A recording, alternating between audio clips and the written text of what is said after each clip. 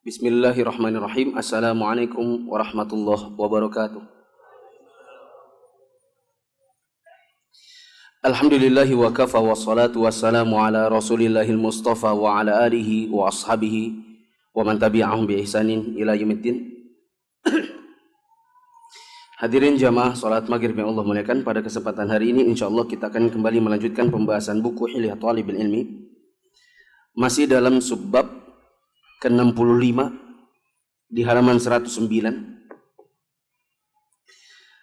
Ini pembahasan yang cukup panjang sehingga saya butuh pembaca khusus.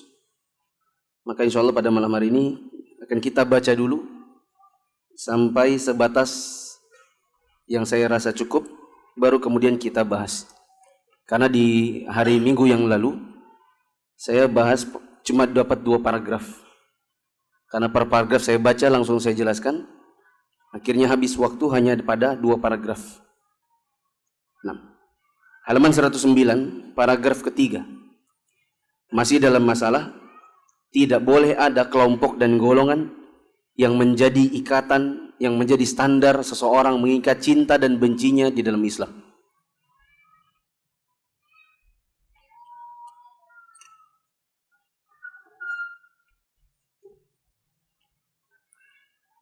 Berkata penulis, jangan keluar masuk jamaah-jamaah sehingga engkau keluar dari kelapangan kepada struktur-struktur sempit.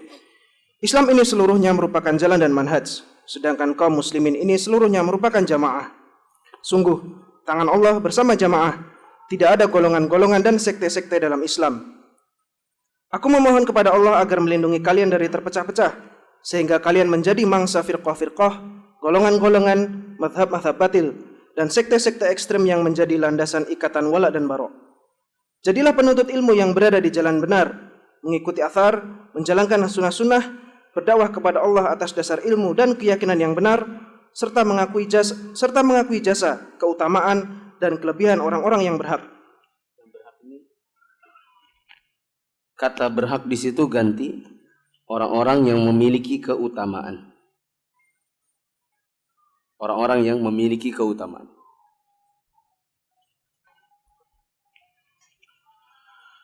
Sikap bergolong-golong yang berlandaskan pada aliran pemikiran dan struktur bid'ah yang tidak pernah dikenal oleh para salaf merupakan salah satu hambatan ilmu yang paling besar dan pemecah belah jamaah.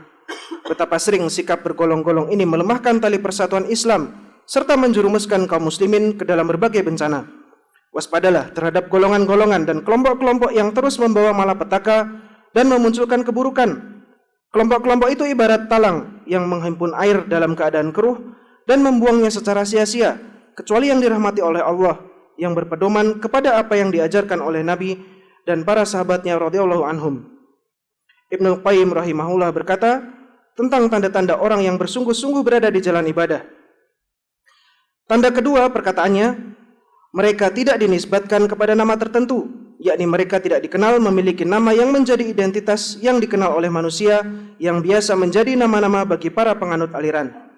Di samping itu, mereka tidak terikat dengan satu amalan yang membuat mereka dikenal dengan nama amalan itu saja, karena ini merupakan penyakit dalam jalan ibadah, yaitu ibadah yang terikat atau terbatas. Adapun ibadah yang bersifat mutlak, pelakunya tidak akan dikenal dengan sebutan tertentu sesuai dengan nama amalannya. Ia selalu menyambut dorongan ibadah dengan berbagai jenis yang berbeda. Ia ikut serta dalam kegiatan setiap pelaku ibadah, memiliki andil bersama mereka. Ia tidak terikat dengan satu identitas, tanda, nama, atribut, atau metode yang dibuat-buat dengan berbagai istilah baru. Jika ditanya tentang gurunya, ia menjawab Rasul. Tentang jalannya, ia menjawab ittiba Nabi. Tentang atributnya, ia menjawab pakaian takwa. Tentang mazhabnya, ia menjawab menjalankan sunnah. Tentang tujuan dan cita-citanya, ia menjawab menginginkan ridha Allah. Tentang pos dan markasnya, ia menjawab di rumah-rumah yang diizinkan Allah untuk ditinggikan dan nama Allah disebut di dalamnya. Disitulah bertasbih pada pagi hari dan sore hari orang-orang yang tidak dilalaikan oleh perdagangan dari berzikir kepada Allah, menegakkan solat dan menunaikan zakat. Tentang nasabnya, ia menjawab, yang artinya ayahku Islam, tidak ada ayah bagiku selainnya. Tatkala mereka berbangga dengan Qais atau Tamim. Tentang di mana makan dan minumnya, ia menjawab, apa urusanmu dengannya? Ia membawa sepatu dan perbekalan airnya, bisa pergi ke sumber air dan bisa makan pepohonan hingga berjumpa pemiliknya. Duhai betapa ruginya, usia telah habis, dan habis pula waktu-waktunya di antara hinanya kelemahan dan kemalasan. Orang-orang telah menempuh jalan keselamatan, telah pula berjalan menuju tempat tujuan dengan pelan. Kemudian beliau berkata, perkataannya, mereka itulah dzakhairullah atau simpanan-simpanan Allah dimanapun mereka berada. Dzakhairul malik adalah harta yang disimpan dan ditabung oleh raja untuk digunakan pada saat-saat penting. Harta itu tidak diberikannya kepada sembarang orang. Begitu pula dzakhiratur rajul, artinya harta yang disimpan dan ditabungnya untuk keperluan dan kejadian-kejadian penting. Mereka itu karena keadaan mereka tidak dikenal luas oleh manusia dengan berbagai sebab. Mereka tidak populer, tidak memiliki ciri khas berupa identitas yang membedakan dari orang banyak, serta tidak mengaitkan diri dengan nama satu aliran, madhab, guru, atau busana tertentu. Mereka itu pun seperti tabungan-tabungan Allah yang disimpan tersembunyi. Mereka itu manusia yang paling jauh dari penyakit, sebab semua penyakit terjadi disebabkan oleh identitas, keterikatan dengannya, dan keterikatan kepada berbagai aliran dengan istilah-istilah baru, mengikuti kondisi baru yang silih berganti. Inilah yang memutus kebanyakan manusia dari Allah, sedangkan mereka tidak merasa. Yang mengherankan, para pengikut golongan-golongan ini dikenal sebagai penuntut ilmu, pemilik tujuan, dan penempuh perjalanan menuju Allah. Padahal mereka itu, kecuali satu kelompok, terputus dari Allah disebabkan oleh identitas dan ikatan tersebut. Sebagian ulama pernah ditanya tentang sunnah. Beliau pun menjawab, yang tidak memiliki nama selain sunnah. Artinya, ahlu sunnah itu tidak memiliki nama tertentu yang menjadi identitas mereka. Sebagian orang mengikatkan diri dengan pakaian tertentu yang tidak dipakai oleh orang lain, duduk di tempat tertentu yang tidak diduduki orang lain, berjalan dengan cara yang tidak dilakukan oleh orang lain, mengenakan atribut dan sikap tertentu yang tidak ditinggalkannya, ibadah tertentu dan tidak akan melakukan ibadah lain sekalipun nilainya lebih tinggi, atau belajar kepada guru tertentu dan tidak menoleh kepada guru lain sekalipun kedudukannya lebih dekat kepada Allah dan Rasulnya daripada gurunya. Mereka semua akan terhalang dan terhambat dari memperoleh tujuan tertinggi. Mereka telah dibelenggu oleh tradisi, identitas, kondisi, dan istilah tertentu sehingga tidak bisa memurnikan mutaba'ah. Mereka berada di suatu tempat terpisah dari mutaba'ah, posisi mereka jauh darinya. Sebagian dari mereka beribadah dengan riyadhah, khalwat, dan mengosongkan hati, menganggap ilmu sebagai penghalang dari jalannya. Jika diingatkan untuk memberikan wala karena Allah dan bermusuhan karenanya, serta amar ma'ruf nahi mungkar, dianggapnya itu adalah tindakan berlebihan dan kejahatan. Jika mereka melihat salah satu anggotanya melakukan itu, mereka keluarkan ia dari golongan mereka dan mereka anggap sebagai orang lain. Mereka itu orang-orang yang sangat jauh dari Allah, walaupun mungkin mereka paling populer.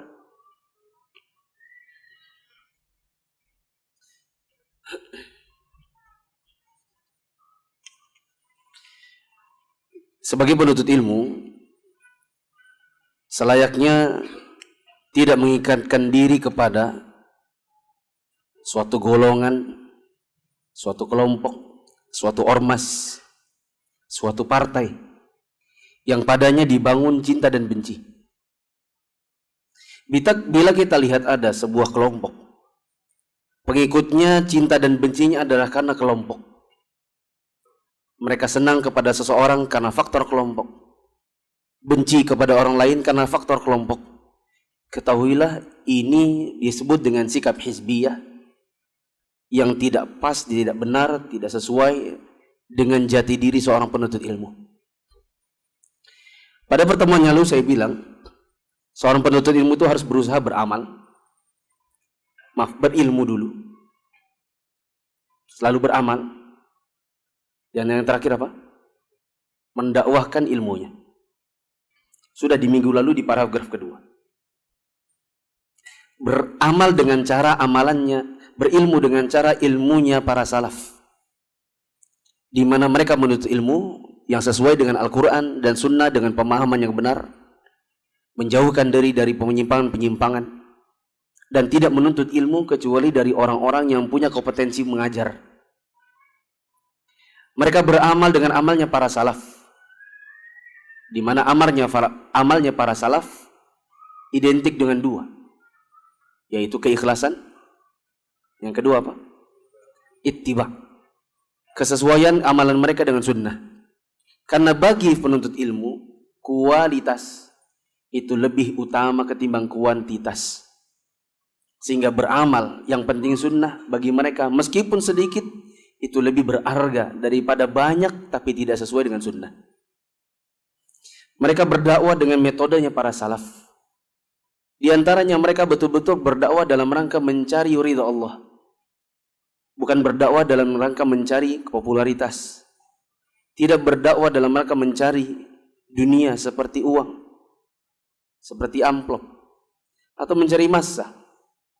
Ini bukan tipikal dakwahnya para salaf. Kalau seandainya tipikal dakwah salaf di zaman dahulu adalah mencari massa, mencari manusia supaya ikut pada dirinya, semata-mata membanyakkan kuantitas ketimbang kualitas, maka niscaya Nabi SAW sudah dahulu mengerjakannya. Bahkan Nabi SAW sudah ditawarkan oleh orang-orang kafir di zaman dahulu sebuah hal yang dengan hal ini kuantitas akan nambah dengan sendirinya, yaitu kekuasaan. Siapa yang berkuasa dengan mudah dia akan punya pengikut, ya atau tidak? Ya, misalnya di Indonesia ini, siapa yang kenal Jokowi di tahun-tahun misalnya 2005? Setelah dia naik jadi presiden, otomatis dapat kuantitas. Artinya kekuasaan itu punya pengaruh besar dan berbanding lurus dengan jumlah pengikut. Nabi SAW ditawarkan oleh orang-orang kafir terdahulu, hentikan dakwahmu, kami berikan kau kekuasaan. Beliau lebih memilih dakwahnya ketimbang kekuasaan. Pada kekuasaan ini berbanding lurus dengan kuantitas. Bila kuantitas adalah utama, pasti Nabi sudah akan ambil tawaran mereka. Tapi Nabi lepas tawaran mereka dan lebih milih dakwahnya karena yang diinginkan adalah kualitas. Teman-teman yang dirahmati Allah Subhanahu wa taala, ada pesan sedikit yang saya kira kalau paragraf ini ditaruh di bagian atas tentu lebih bagus. Yaitu paragraf ke 1 2 3 4 5. Paragraf kelima yang paling bawah. Seandainya diletakkan di paragraf ketiga tentu lebih bagus supaya keberlangsungan tema per paragrafnya itu ada. Mari kita lihat di paragraf kelima. Jadilah penuntut ilmu yang berada di jalan yang benar. Jangan menuntut ilmu di jalan yang salah dan menyimpang. Apalagi kalau antum sudah diberitahukan itu menyimpang, diberitahukannya dengan dalil-dalil yang nyata. Kita mengikuti seorang guru harus ikuti dalil di balik guru, bukan gurunya. Karena guru bukan dalil. Ustadz itu bukan dalil. Dalil dari ustadz adalah Al-Quran dan Sunnah yang dibawakan si ustadz.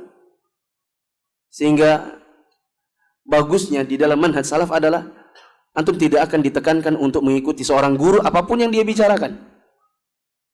Dan antum berhak untuk bertanya apa dalilnya.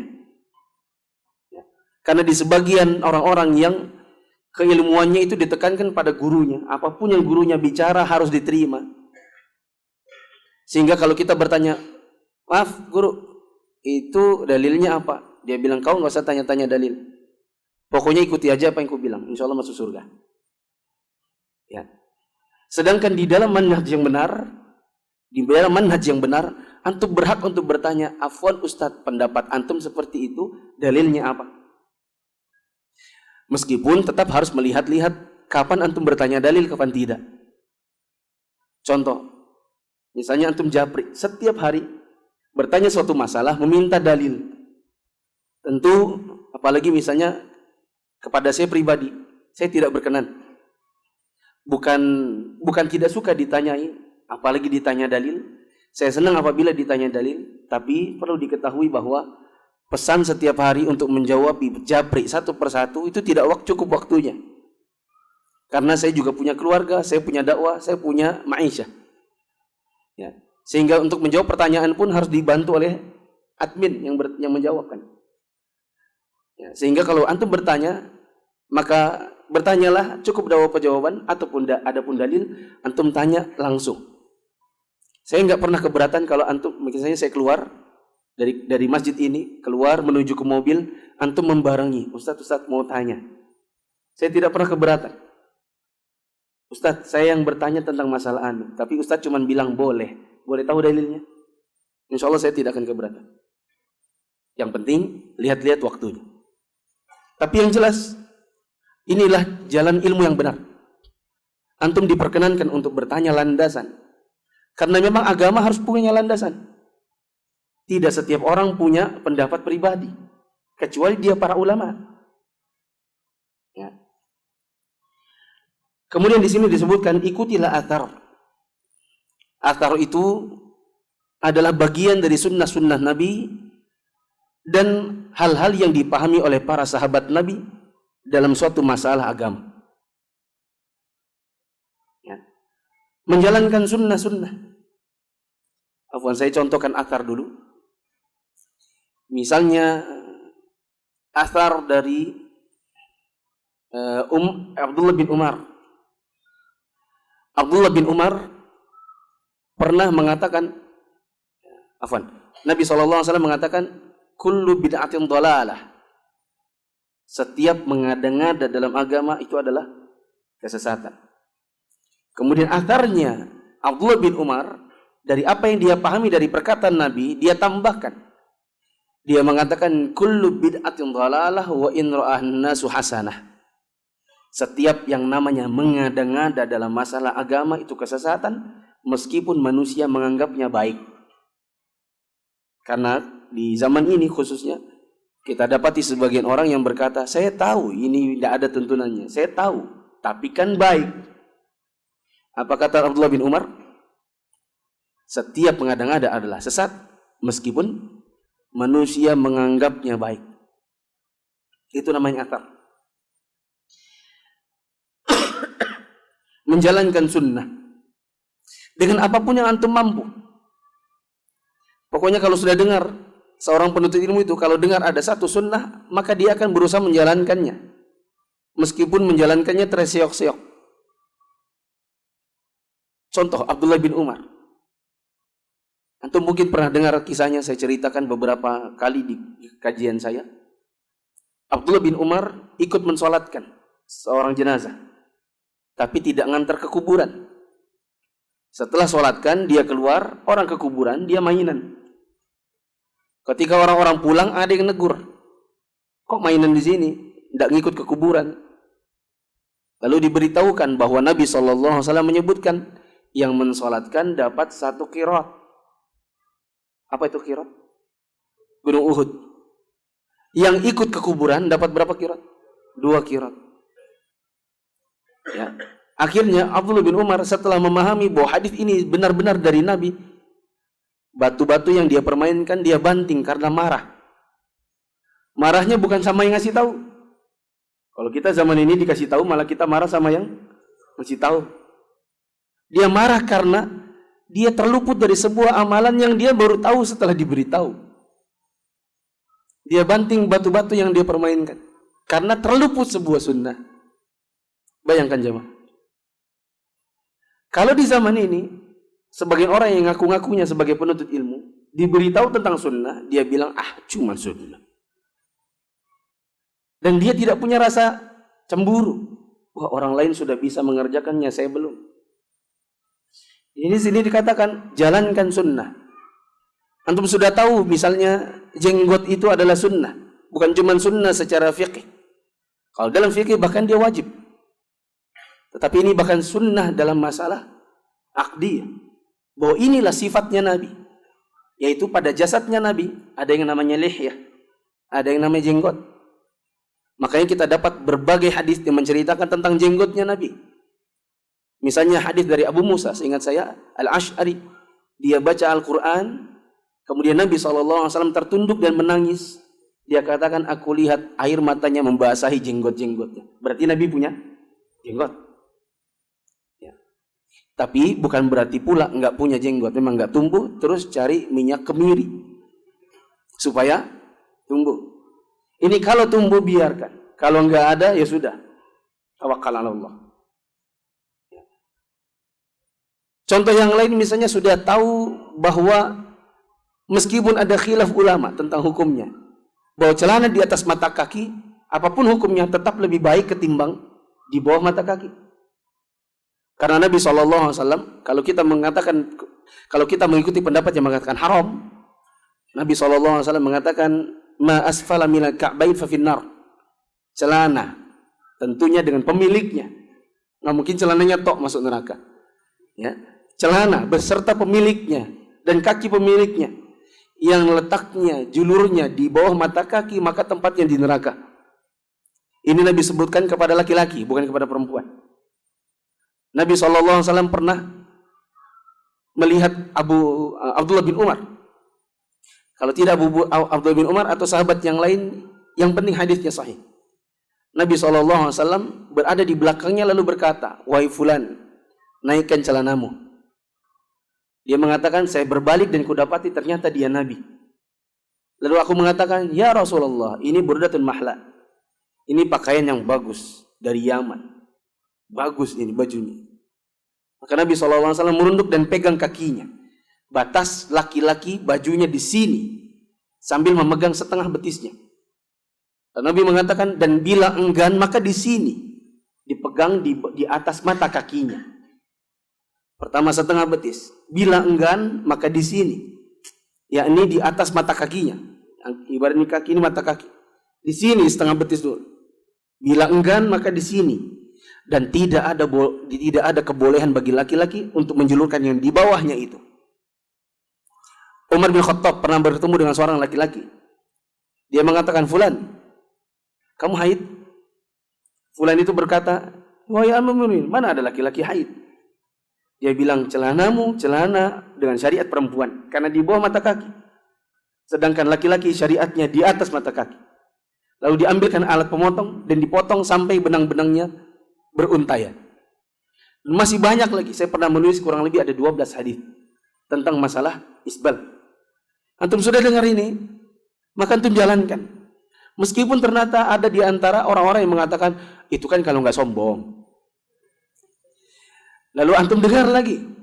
Saya pernah menuliskan dari 12 hadis itu ada satu hadis yang menyebutkan tentang riwayatnya Abu Bakar yang sering dijadikan dalil bagi orang-orang yang mengatakan kalau nggak sombong. Mereka bilang kalau nggak sombong nggak apa-apa. Apa dalilnya? Abu Bakar. Saya pernah tuliskan secara khusus risalah tentang hadis-hadis yang melarang isbal. Salah satunya riwayat Abu Bakar yang justru membenarkan tentang larangan isbal. Apa itu?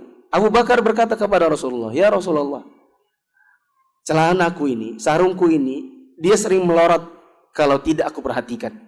Apakah aku termasuk orang yang sombong?" Nabi katakan, "Tidak, engkau tidak termasuk orang yang sombong." Tapi coba diperhatikan, diamati betul-betul dengan keinginan mencari kebenaran. Abu Bakar berkata, "Bila saya tidak perhatikan, sarungku, celanaku ini melorot bila aku tidak perhatikan." Kalau dibalik, kalau dia perhatikan bagaimana? Berarti diletakkannya di atas di pinggangnya supaya julur akhirnya adalah di atas mata kakinya. Ala kulli hal, antum sudah dengar ini, oh hadis sunnah, kerjakan. Tanpa kata, tapi kan ada juga yang boleh kan. Ya. Perempuan mendengar, oh jilbab perempuan itu malah yang benar itu bukan pakai misalnya bros-bros. Kan bros-bros zaman dulu. Bling-bling. Kalau kena matahari celining-celining. Letakkan kadang di dada, kadang di leher, kadang di kepala. Kadang teruntai ditusuk di kepala, jatuh di jatuh di dekat mata. Ya. Bahkan ada lagi sekarang pakai jilbab, antingnya keluar. Memang pakai jilbab tapi antingnya keluar. Jadi jilbab twing di dekat kuping. Oh, ternyata yang seperti ini justru dilarang. Sudah dengar? Kerjakan. Ya, ini tinggalkan yang seperti itu. Oh, perempuan itu di bawah, bahkan lebih baik bila di bawah tangannya. Yang penting menutup dada minimal. Oh, perempuan, sunnahnya Nabi adalah menggunakan penutup muka, khususnya manakala bila wajahnya menarik perhatian laki-laki yang bukan mahramnya. Bahkan khilaf ulama cuma 2, hukum cadar. Kalau enggak sunnah wajib. Tak seorang ulama Rabbani pun yang mengatakan hukumnya mubah, apalagi makruh, apalagi haram. Kecuali dari kalangan orang yang sesat dan menyimpang, yang salah dalam menafsirkan. Karena saya dengar ada sebagian dai di Balikpapan ini punya pengajian juga di mana-mana, bahkan pernah mengkritik cadar. Alasannya Nabi SAW setelah sholat Id kan berkhutbah. Khutbahnya Nabi ini tidak sampai di kalangan perempuan karena zaman dahulu nggak ada toa. Maka Nabi SAW setelah khutbah di laki-laki, beliau ke belakang. Khutbah di kalangan perempuan. Ditemani oleh Bilal kadang-kadang. Lalu ada riwayat, ada seorang perempuan yang berkata, ketika mendengar Nabi SAW bersabda, wahai wanita, bersedekahlah. Karena sesungguhnya saya melihat penghuni neraka yang paling banyak adalah dari kalangan wanita. Seorang wanita berdiri.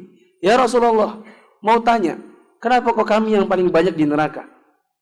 Dan Rasulullah SAW mengatakan, dikarenakan kalian senantiasa mengkufuri pemberian suami kalian. Dan di dalam riwayat ini disebutkan, perempuan yang berdiri itu, wajahnya ada bintik-bintik hitam. Kalau seandainya ada bintik-bintik hitam, ini menunjukkan bahwa ada orang di zaman Nabi yang tidak menggunakan penutup muka. Berarti penutup muka hukumnya makruh. Karena di zaman Nabi ada yang tidak pakai penutup muka. Kita bilang inilah tafsir hawa nafsu. Karena justru yang ada, hadis ini memalingkan hukum wajib menjadi sunnah. Dikarenakan dalil-dalil yang lain menceritakan seolah-olah wajah itu adalah aurat. Adanya hadis ini menurunkan derajatnya dari seolah-olah wajib. Karena keberadaan seorang wanita yang bertanya kepada Nabi dan wajahnya terlihat, ini menunjukkan bahwa di zaman Nabi ada yang tidak pakai cadar. Ini berarti hukum yang wajib itu diturunkan menjadi sunnah saja. Bukan loncat jadi jauh, jadi makruh. Ya. Karena makruh itu muncul setelah haram. Ada hadis atau ada dalil yang seolah-olah haram, lalu menceritakan sesuatu yang sifatnya seolah-olah boleh, hingga turun tengah-tengahnya antara haram dengan boleh apa? Makruh. Adapun wajib dengan boleh, maka tengah-tengahnya mana? Sunnah. Kok tiba-tiba ujuk-ujuk ada dalil yang mengatakan seolah-olah wajib, terus turunnya jadi ke makruh? Ente nggak baca dalil, nggak baca ayat atau gimana? Atau harus belajar lagi sebagai dai? Nah, berdakwah kepada Allah atas dasar ilmu dan keyakinan yang benar. Maka teman-teman yang dirahmati Allah, bukanlah seorang penuntut ilmu yang sejati manakala dia berdakwah tanpa ilmu. Dan bukanlah yang namanya menuntut ilmu, antum belajar kepada orang yang gak jelas belajar di mana. Ada orang yang dulunya artis, gitaris, drummer, ujuk-ujuk tiba-tiba setelah lewat 2 tahun tiba-tiba muncul jadi artis, jadi ustadz. Dakwahnya nggak jelas, mengajak orang kepada kebatilan. Misalnya mengatakan, wahai penduduk Lampung, jangan lupa, jangan mati sebelum khuruj 3 hari. Dari mana dalilannya? Ini orang nggak jelas asal usulnya dia belajar di mana, tiba-tiba jadi ustadz. Bukan penuntut ilmu yang sejati manakala menjadikan dia sebagai ustadz, sebagai dai, sebagai guru. Karena penuntut ilmu itu harus berdakwah dengan ilmu, menuntut ilmu kepada orang yang punya kapasitas ilmu dengan keyakinan yang benar. Maka kalau seandainya antum seorang penuntut ilmu tidak bisa belajar kepada orang yang dia dengan keyakinannya tidak kokoh, seperti misalnya kalangan liberal, itu orang-orang gak kokoh dengan agama. Ya, jaringan iblis laknat yang kita kenal dengan jil, mereka namakan diri mereka jaringan Islam liberal, tapi sudah nggak laku, sudah berubah sekarang jadi Islam Nusantara versi kutub A. Karena saya bilang Islam Nusantara waktu itu ada berapa? 2. Ya, yang satu adalah versi Al-Quran Sunnah tapi anti Wahabi. Ya, yang satu lagi liberal. Nah, ini kutub A. Karena nggak laku dengan jualan jil, ubah sekarang jadi Islam Nusantara. Mereka ini orang-orang yang nggak kokoh dengan agamanya. Bagaimana anda mau belajar kepada mereka ketika mereka sendiri dengan agamanya nggak yakin? Misalnya mengatakan, tidak apa-apa lah, sebenarnya semua agama itu sama baiknya. Bahkan ada sebagian dai yang ceramah-ceramah di gereja. Bahkan ada sebagian sekretaris ormas terbesar di Indonesia ini ikut ceramah masuk ke gereja. Ikut-ikutan setelah Assalamualaikum warahmatullahi wabarakatuh, Salam, Om Swastiastu, dan yang semacamnya. Digabung-gabung semua. Agamanya orang keluar dari mulutnya. Ya. Dan saya yakin sekali, kalau seandainya antum mendengar ada ustadz yang bicara, lalu dia berkata, saya nggak yakin dengan yang saya sampaikan ini, pasti besok-besok antum nggak mau ngaji lagi. Betul tidak? Ya. Ada ibaratnya, ada khotib di atas mimbar sih. Khutbah Jumat. Setelah khutbah Jumat, di khutbah yang kedua, di akhir khutbahnya, dia bilang, jamaah yang dirahmati Allah, sebenarnya dari khutbah pertama sampai khutbah yang kedua, saya nggak yakin benar apakah ini benar atau tidak. Saya yakin besok-besok langsung lapor sama takmirnya, Pak, mohon ini diganti. Enggak jelas. Kami udah capek-capek dengerin 30 menit, ternyata dia bilang enggak yakin dengan yang dia sampaikan. Ini ustadz atau apa? Ya. Jangan-jangan orang rumah sakit jiwa lari ke sini. Kemudian seorang penuntut ilmu itu harus mengakui jasa, keutamaan, dan kelebihan orang-orang yang memiliki keutamaan. Ini teman-teman. Mengakui jasa, keutamaan, dan kelebihan orang-orang yang memiliki keutamaan. Saya pernah dapat artikel yang bagus. Judulnya, Kita Tidak Siap. Kalau nggak salah judulnya begitu. Yaitu bercerita tentang sebagian murid yang nggak siap jadi murid. Sebagian orang setelah menuntut ilmu, mereka nggak siap untuk tetap jadi murid. Sehingga kadang-kadang ilmunya itu belum pada tahap dia harus berdakwah. Dia sudah berdakwah. Membuka kajian sendiri, memberi fatwa sendiri, bikin grup sendiri, diustadkan di situ. Padahal dia tahu dia belum sampai pada kapasitasnya. Belum siap jadi murid. Ya. Maunya jadi guru, maksudnya begitu. Dan saya dapati di Balikpapan. Ada sebagian orang yang demikian. Belum betul-betul siap untuk menahan dirinya, sabar dulu sampai pada tahap kapasitas di mana dia boleh berdakwah. Ya. Misalnya bahasa Arab belum sampai pada tarafnya. Sudah bikin kelas baca kitab. Belum pada taraf untuk mengajar. Karena di pesantren juga cuma dulu dapat 1 tahun, setelah itu keluar. Tiba-tiba bikin kelas kajian bahasa Arab. Bikin grup. Jadi ustadznya. Ada yang bertanya, dia jawab. Copy paste dari jawaban yang lain, dipotong sumbernya, jadikan seolah-olah jawabannya. Ini nggak siap jadi murid, maunya jadi guru. Termasuk juga setelah belajar kepada seorang ustadz, bahkan banyak dapat ilmu dari situ, setelah itu lupa. Dia seperti orang bilang itu kacang lupa kulitnya. Dia tidak ingat bahwa dia kenal sunnah dari ustadz itu. Dia tidak ingat bahwa dia mengenal baca Al-Quran bahkan dari ustadz itu.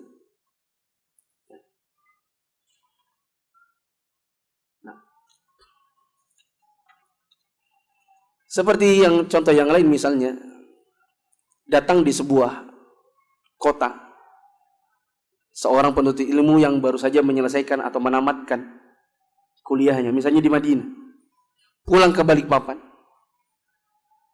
Yang etis adalah, misalnya itu suatu saat antum kuliah di Setia Ali kan? Kuliah di Setia Ali. Anggaplah sudah lulus S1. Baca kitab lancar. Sudah siap dakwah. Kembali kemari. Bukan harus hormat kepada saya atau Ustaz Abdurrahman atau Ustaz Rofi atau Ustaz yang lain. Enggak. Tapi sebuah etika bagi seorang penuntut ilmu. Datang ke kota tempat dia mau berdakwah. Dia sowan, dia silaturahim dengan ustadz-ustadz yang lebih dahulu. Bukan dalam rangka ustadznya itu harus dihormati, tidak. Tetapi yang namanya dakwah tetap harus koordinasi. Dakwah itu tetap harus melihat kepada siapa yang berjasa lebih dahulu daripada diri antum. Maka datangi, silaturahim, kabarkan saya ustadz baru lulus dari anu dan anu. Saya cerita 2007 saya pulang dari S1 di Jogja. Saya pulang kemari. Saya bertemu dengan Ustaz Abdurrahman. Membawakan teks khutbah yang saya susun sendiri. Kemudian saya beritahukan saya sudah belajar anu dan anu. Saya ingin mengajar kitab anu dan anu. Beliau beri masukan. Bagusnya begini, bagusnya begitu. Kitab ini mau diajar di mana? Di sini. Bagusnya begini dan begitu. Antum mengajar orang awam atau penuntut ilmu yang sudah lama. Yang awam dulu Ustaz. Oh kalau yang awam bagusnya jangan yang tebal-tebal dulu. Yang tipis-tipis dulu. Bagusnya jangan dulu yang ada kata-kata bid'ah syirik dan lain-lain. Bagus yang ilmu, tentang keutamaan menuntut ilmu. Supaya mereka tertarik belajar agama. Nanti setelah itu sedikit demi sedikit baru antum masuk ke dalam hal-hal yang antum mau. Jadi ada koordinasi. Dalam rangka yang ini tadi. Mengakui jasa, keutamaan, dan kelebihan orang-orang yang lebih dahulu daripada kita, yang mereka yang lebih dahulu membangun dakwah. Wallahu a'lam bishawab. Ini kalau saya teruskan, Akhirnya nggak dapat lagi dengan judulnya. Judulnya adalah tidak ada kelompok dan golongan yang menjadi dasar ikatan wala dan bara. Minggu lalu saya mencoba masuk tapi fokus pada paragraf 1 dan 2 habis waktu. Sekarang masuk di paragraf kelima, sudah 7:30. Jam berapa kita azan? Lewat 5, 35. Sekarang 27. Kalau saya teruskan, maka pasti pembicaraan tidak akan selesai.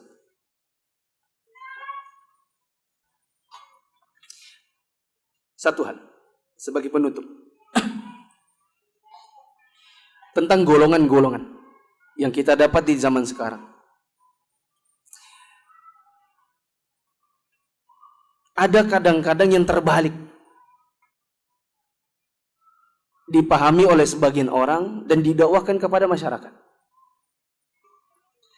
Mereka mengatakan pemecah belah itu adalah yang dakwahnya isinya tauhid, yang isinya sunnah. Ini memecah belah. Kenapa pecah belah? Karena masyarakat gak siap. Masyarakat ini masih banyak yang melakukan syirik-syirik, apalagi bid'ah-bid'ah. Itu lebih banyak lagi. Nah, kita kalau dakwahnya dakwah soal tauhid, nanti memecah belah. Nanti kasihan kaum muslimin ini, ada yang pecah belah karena yang ini syirik, ini tidak. Mereka mengatakan jangan dakwah tentang sunnah. Karena kalau dakwah tentang sunnah, otomatis antum akan bicara yang kebalikannya, yaitu bid'ah.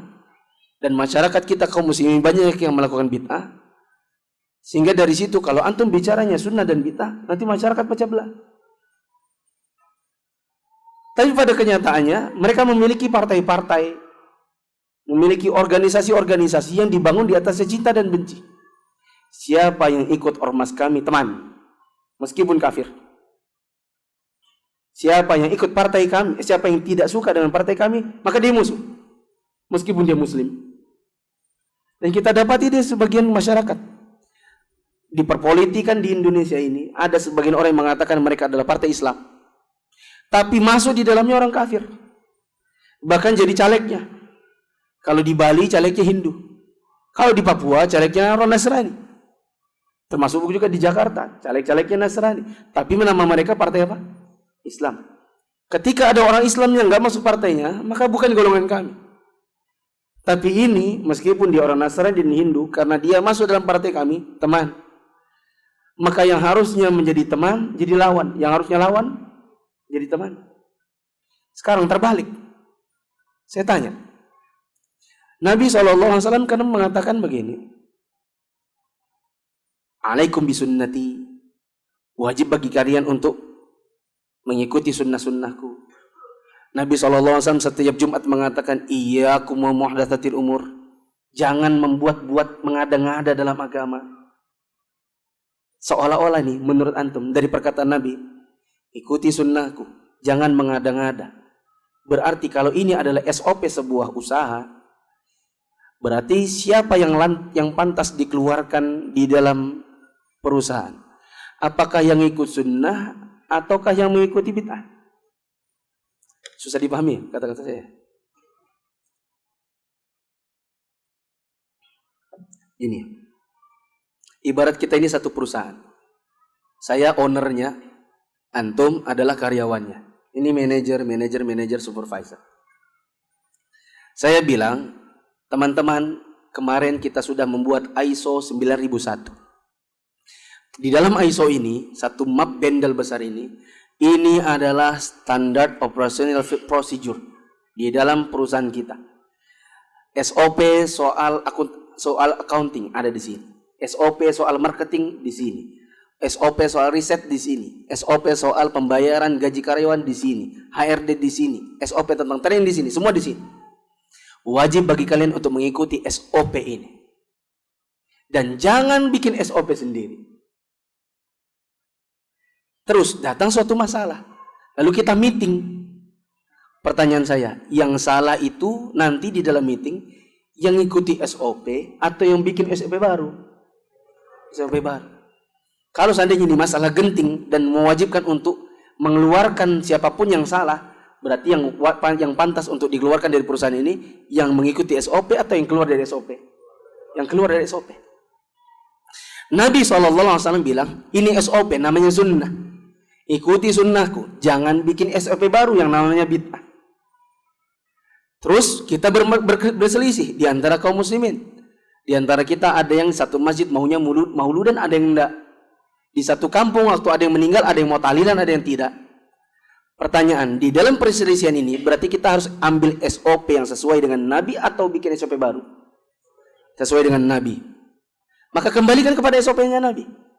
Adakah di dalam SOP yang Nabi, sunnah Nabi yang sudah disebutkan Nabi, ada yang namanya misalnya setelah wafat ada perayaan malam-malamnya? Bila ada, kerjakan, karena itu sunnah. Bila ternyata tidak ada, tinggalkan, karena itu namanya mengada-ngada. Adakah di satu tahun Nabi SAW membuat peringatan ulang tahunnya yang orang bilang maulid Nabi? Bila ada, kerjakan, nggak masalah. Bila ada, karena itu ternyata sunnah Nabi. Tapi bila ternyata tidak ada dalam sunnah Nabi, maka tinggalkan, karena itu namanya mengada-ngada. Pahamin jemaah? Lah, waktu kita dakwakan seperti ini, sebagian orang bilang jangan pecah belah, jangan dakwah model begitu, nanti pecah belah. Ini nggak nyambung. Karena seharusnya yang dilakukan adalah terima dakwah seperti ini dan lakukan, supaya orang bersatu pada satu SOP yang sama. Tidak ada orang mengada-ngada. Dan jangan terbalik.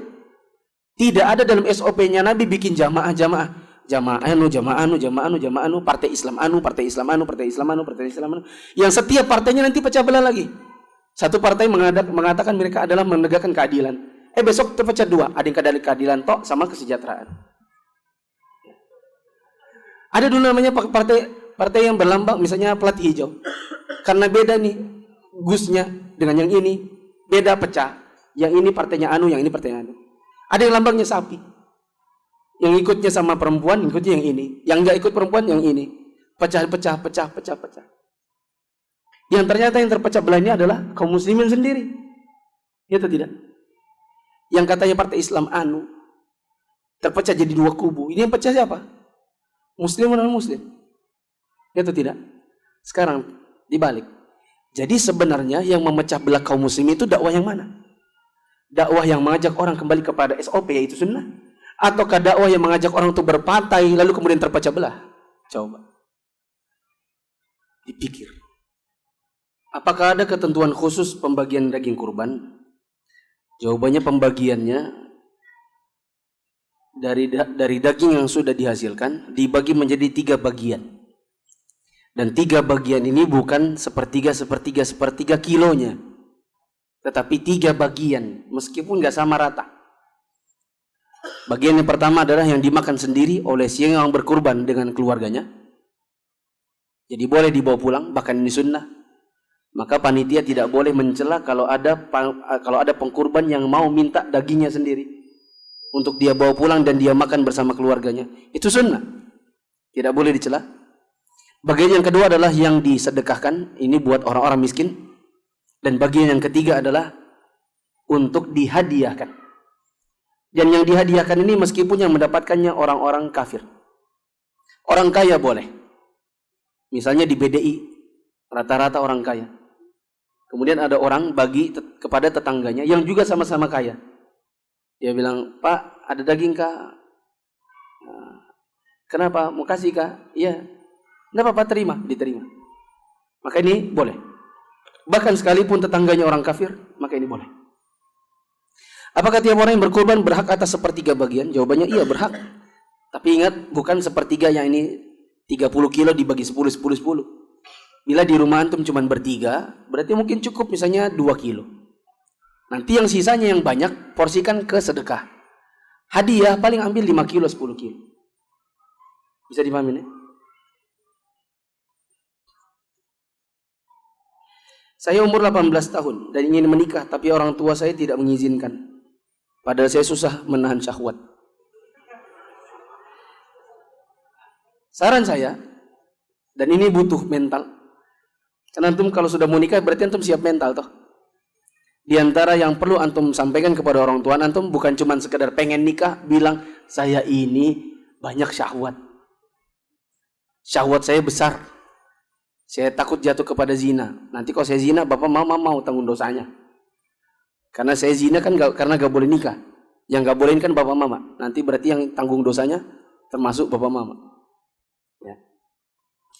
Berarti ini ya perlu menyampaikan. Cuman ya mungkin anak kepada orang tua mungkin agak malu-malu. Ya tanda mandi besar subuh-subuh aja malu. Padahal itu mimpi. Mimpi kan gak bisa dikendalikan toh. Apalagi kalau bilang syahwat saya besar. Mungkin bapak antum bilang bapak kecil.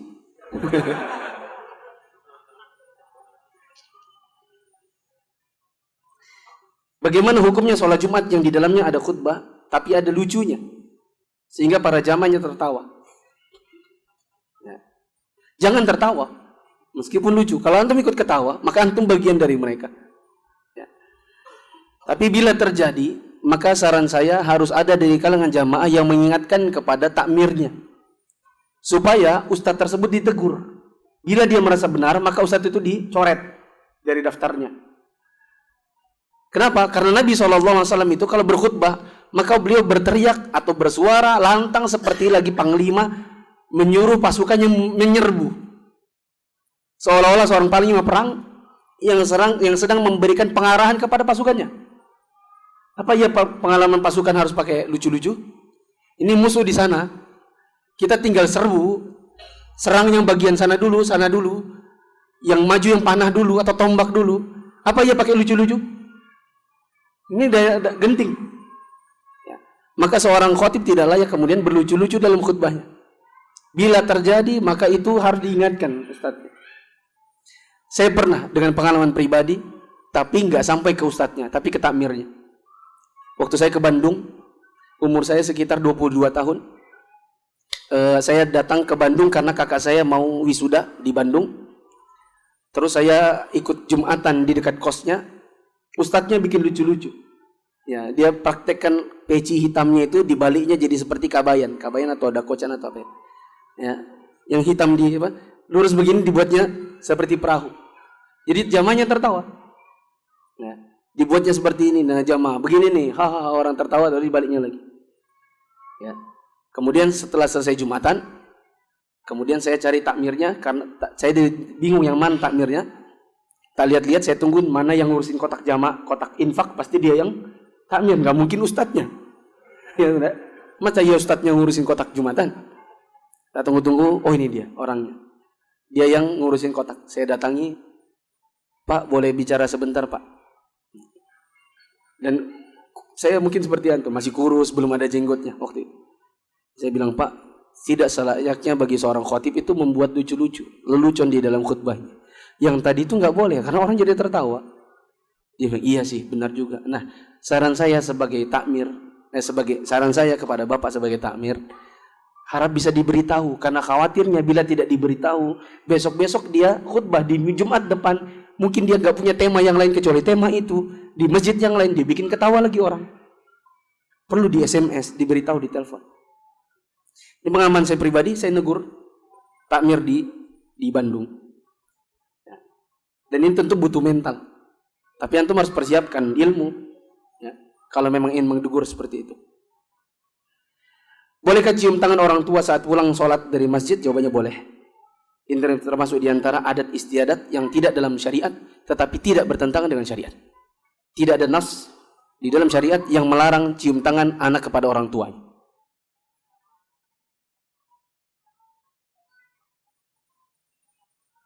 Bagaimana caranya menjaga pandangan? Adakah?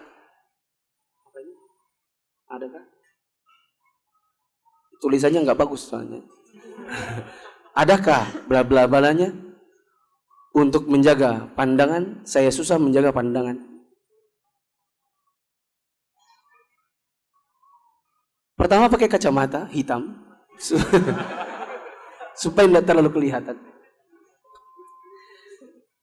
Nah, yang kedua, tunduk-tunduk bila melihat perempuan. Yang ketiga, bukan kepada antum, kepada para akhwat di belakang. Jangan suka nampang-nampang. Misalnya di masjid Anda duduk-duduk, ngeceng-ngeceng, bercanda-bercanda, ketawa-ketawa, hahaha, yang membuat sebagian orang laki-laki melihat kepada Anda. Karena sebagian perempuan itu pujungan. Semakin dilihat suka dia. Gitu. Saya pernah di masjid ini, ya, kajian sekitar setahun 2 tahun lalu lah. Ada sekitar 5 akhwat lah. 5 akhwat jomblowati. Saya tahu karena istri saya tahu, kenal. Saya tanyain, itu siapa? Oh, itu si anu.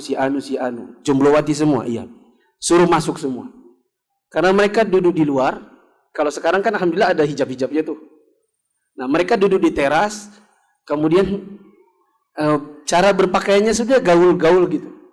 Cadaran-cadaran tapi gaul-gaul. Ya. Terus hai. Ada ikhwan yang di bawah situ, yang di bawah spanduk-spanduk itu, matanya tuh kesini deh. Tak perhatikan. Lalu saya ikut ketawa, antum juga tuh. Ya. Saya lihat situ, yang baru nyampe jam-jam 5:30 sudah sampai naik motor gitu kan. Mereka juga enggak mau kalah. Kayaknya saling apa ya? Menebar pesona gitu.